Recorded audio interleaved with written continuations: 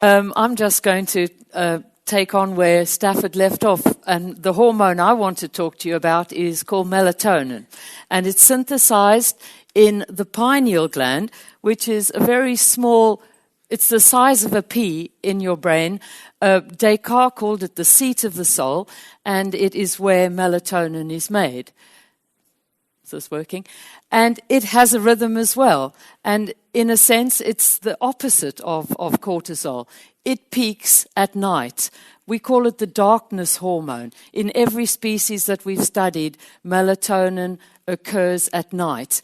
And it's a hormone that prepares you for the things that your species does at night. So, of course, in humans, we sleep. But animals like rodents, they're awake.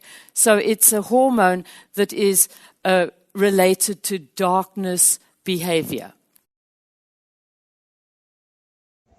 The speaker was discussing melatonin. The speaker mentioned lift of things and hormones. The speaker described brain sizes and pineal glands.